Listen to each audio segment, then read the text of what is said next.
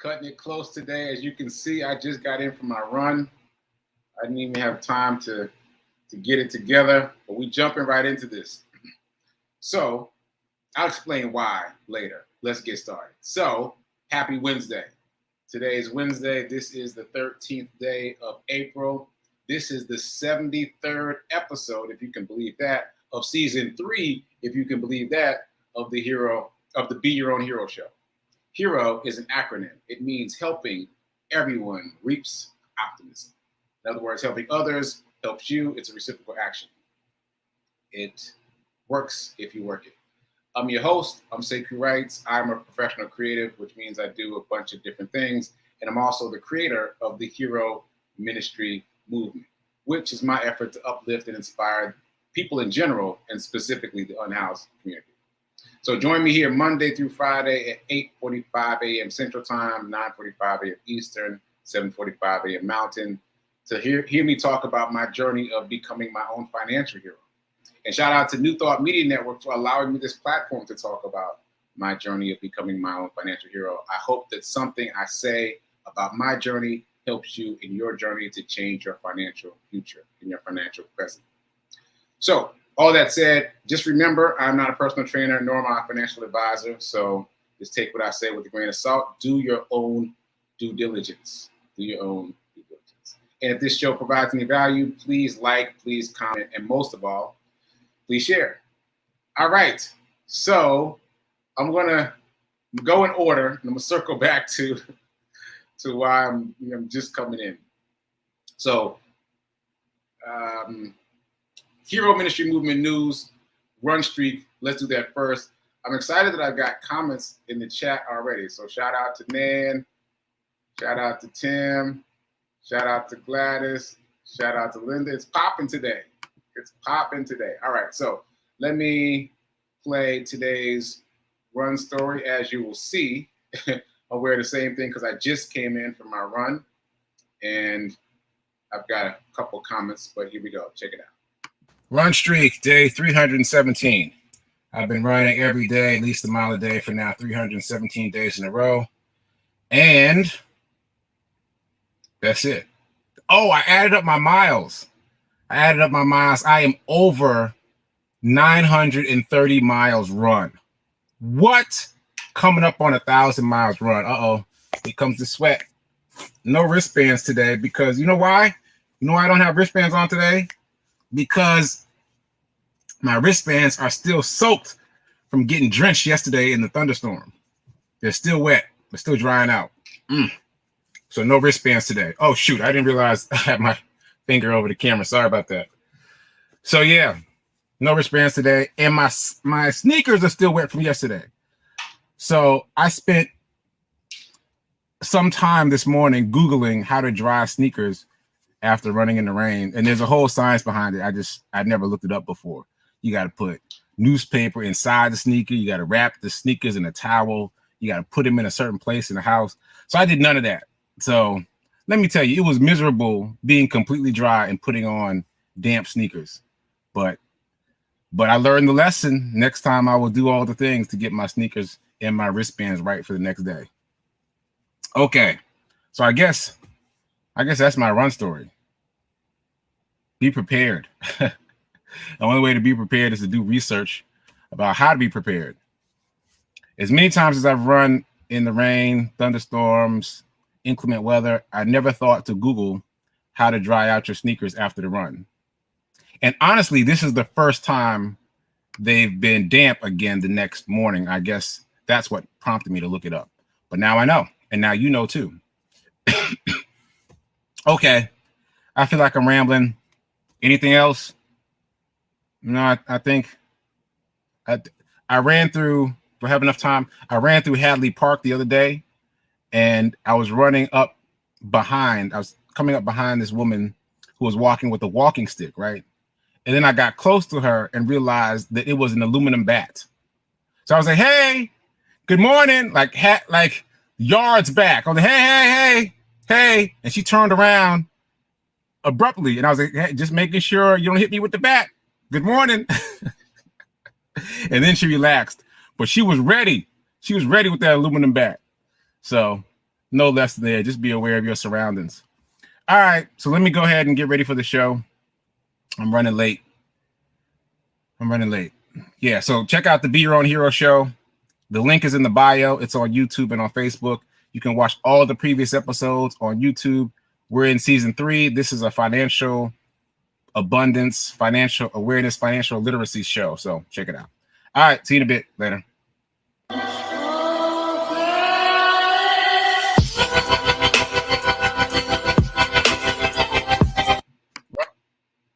Okay, so that's why I'm late. I didn't want to put on those wet sneakers. And I was sitting around Googling, how do you dry sneakers fast?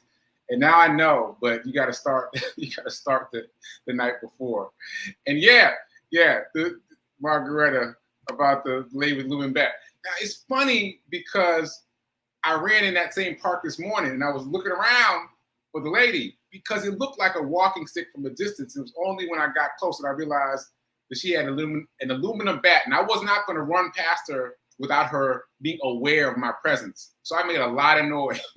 You know nobody trying to get hit with an aluminum bat out here in the morning. Anyway, so that's why I was late. I was trying to dry my sneakers off this morning. All right, let's get to it. So, dice roll challenge. All right, everybody that's watching the show should be doing the dice roll challenge. No excuses. Everybody should be doing it. We're talking about little tiny amounts of money. We're talking about Starbucks money. Tiny amounts of money. Just do it. Just do it. You know it works. You've heard my story if you've been watching the show, and you've heard Rev Melissa's story if you've been watching the show. So, and you heard me tell the story about this woman on Zoom who told me she was able to go on sabbatical for a year because of her envelope challenge. It works. If you work it, so let's go. Yesterday's number was 3. Transfer $3 from your checking account into your investment account, or take $3 cash, move it into your money jar or your envelope. Yeah. I'm smiling at the memory of a money jar. But yeah, put it someplace. All right, so here we go. With the Wednesday dice roll challenge, here we go. Oh, easy day. 1. Easy day. 1. So $3 yesterday, $1 today. Move your money. This is about long-term planning. This is about long-term thinking. It's about abundance in the present. Because what came up for me several times during this challenge is there would be days when I was like, I don't know if I feel like I can afford to shift the money over. You got to get past that and to know there's always more. There's always more. There's always more. Live in abundance. Live in abundance. All right, so get to it. Everybody watching the show should be doing the challenge. Everybody watching the show should be doing the challenge. All right, moving on. All right, so I didn't have time to do my mornings in,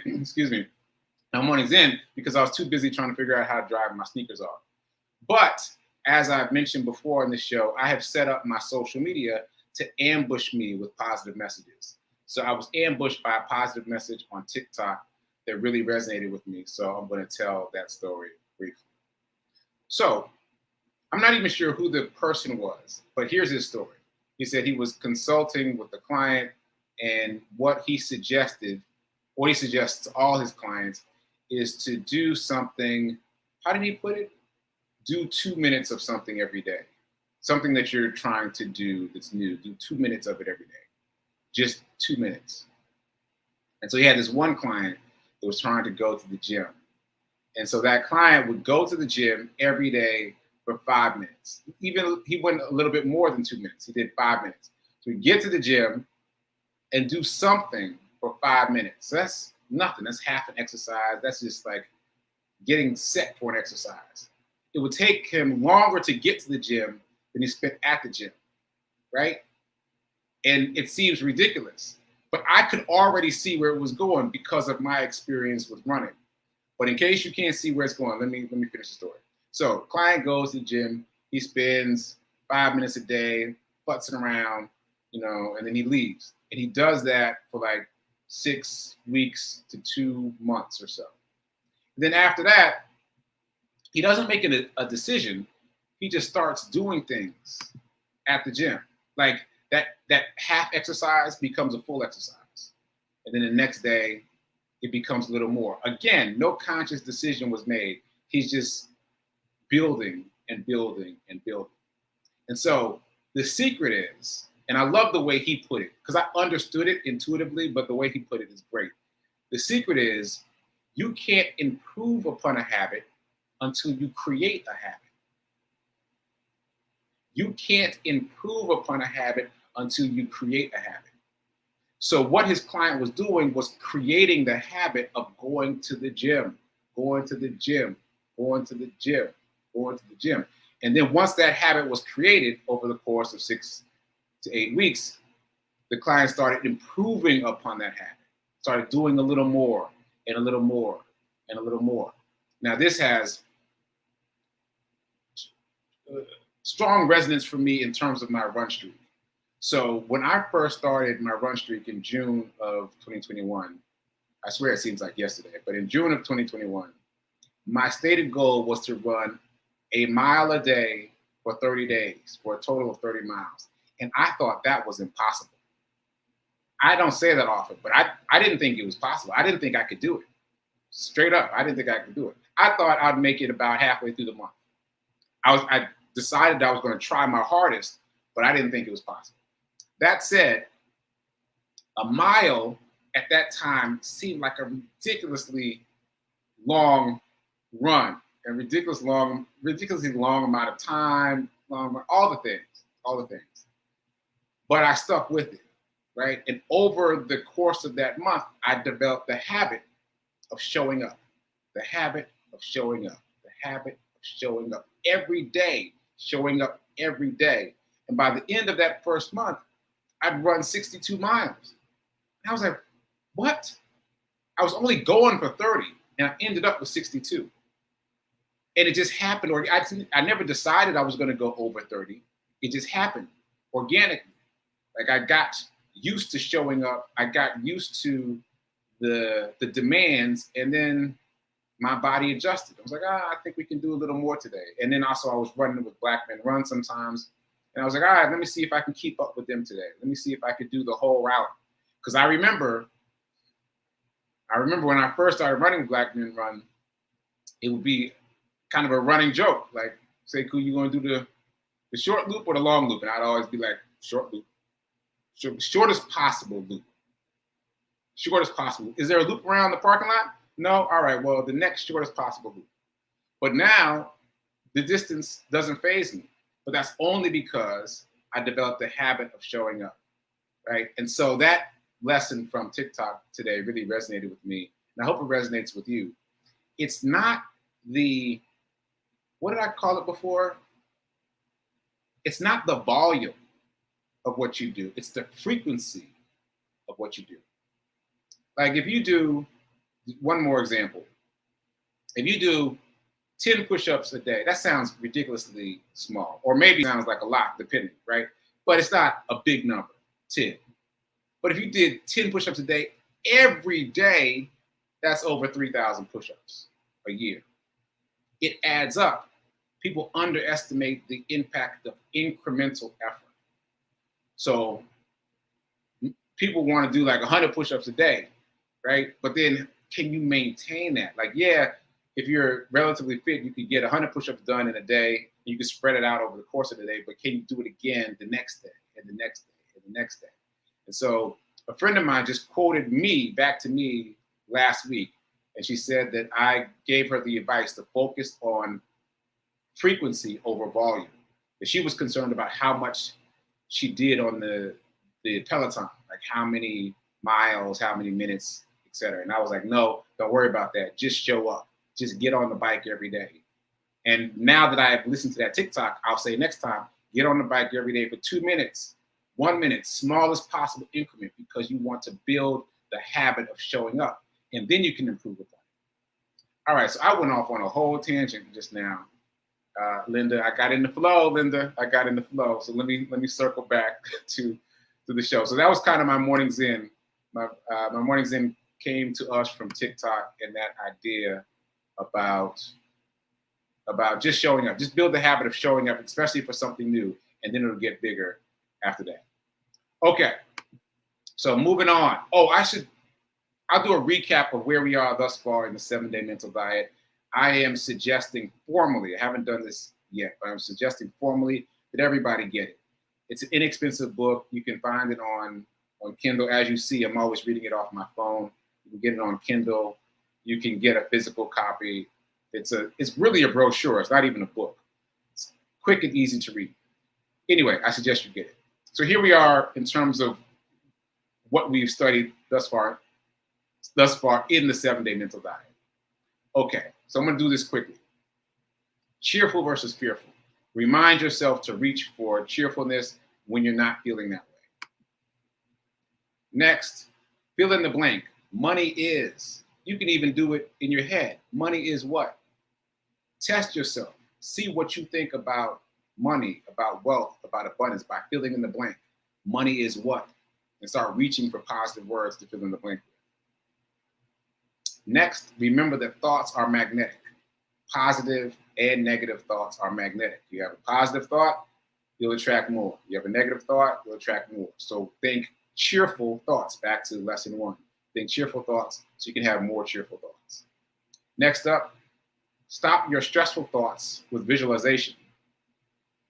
Whatever visualization works for you, come up with a visual that you use to stop yourself from having stressful negative thoughts. You could use my Catch a Tiger by the Tail thing. You could use a stop sign as recommended by the book. You could use something that you saw in a movie once. You could use anything. No one can see it but you. Doesn't matter how outlandish it is. This is your way to deflect negative thoughts and redirect yourself back to a cheerful path. Next, embrace change. Remember that change is life and life is change. Change is life and life is change. Change is life and life is change. So that you won't be alarmed by any change that comes up. You can adapt quickly and adjust quickly and pivot quickly, and so that your life is not disrupted. And the final thing thus far is the 8 questions for, I can't remember how it was phrased in the book, but these 8 questions for shifting yourself. And I remember the first one, which is, am I smiling right now? So that first question takes us all the way back to being cheerful. If you're smiling, you can adjust your physiological state and move towards cheerfulness. Even if you're feeling kind of down and dumpy, you can just smile, and that will help physiologically. It will help you move towards a more cheerful state. Okay, so that's where we are in terms of the 7-day mental diet. I suggest you grab it and read it with me. And I see there's some more comments, so let me just shout these comments out. Oh, that's dope, Linda. You've trained Facebook to send positive messages. Yeah, I haven't figured out Facebook per se. Facebook, I pretty much use to interact with folks, but all my other social media channels. Well, I should talk about that. That's a whole show, because people can have some really strong reactions to you not following them on social media, you not interacting with them. So I'm gonna bookmark that for a future episode. And yes, show up to show out, right? And I hope someone did need to hear this about showing up every day, building the habit of showing up, and then stack onto that habit from there. All right, so that is all of the morning zen and my little sidebar in the flow about showing up in my run streak. So let's get into some abundance. Affirmation. We're going to do this affirmation twice as usual. Once for the words, for those folks who are new, to remember these words, and then the second time you turn it into an incantation so that you really feel it. The people who've been watching the show the whole time, you need to do 2 incantations. You need to feel it. Doesn't matter who can hear you. Doesn't matter if there's anyone else in the room. This is for you and your future and for your life. So here we go. I am so happy and grateful to be a multi-millionaire in every area of my life. And one more time, I am so happy and grateful to be a multi-millionaire in every area of my life. Now, as you will no doubt notice, because I am doing an incantation, you can't exactly keep time with me in terms of reading the words at the same time. You've got to find your own rhythm and emote. Don't worry about saying it at the same time as me. Just find your own emotional center, because all the pundits say that the difference between an affirmation and an incantation is feeling, and feeling is what makes an affirmation works. Otherwise, you're just reciting a poem. Okay, so moving on to my reminder. If you only spend, you'll stay poor. If you only save, you'll stay middle class. But if you want to get wealthy, you must invest. All right, so before we go into financial literacy, I want to respond to Nan. Yeah, you and Tim both reminded me recently, and maybe you weren't on for that episode, but yes, Mr. Charles. So I hadn't clicked a certain button within GoFundMe that I didn't realize that you got to click a certain button to release the funds. So as of last week, the funds have been released. I asked my hero tribe if I should give some of the money to the fire department that helped, and the answer was no. So I'm going to give all the money to Mr. Charles. The funds are available, and given my mom's suggestion, I'm going to keep it quiet because, you know, as a journalist, as a blogger, I tend to make a lot of noise about things. But to my mom's point, maybe Mr. Charles might not want people to know that he got this extra money, you know? So I'm going to keep it quiet, but I'm going to close the loop on that and head on over, figure out how to get in touch with him through his neighbor. That's who my connect has been, and slide on over there and give him a little envelope. So soon come. I will keep you updated. I'm very excited to close the loop on that. So soon come. All right, so financial literacy stuff. So a couple quick things. I thought it was hilarious that earlier this past weekend on 60 Minutes, there was a story about cryptocurrency. And my mom called me from downstairs. My dad called me from out of town. And my stepmom also hit me up. All three of them were like, hey, there's something on 60 Minutes about cryptocurrency.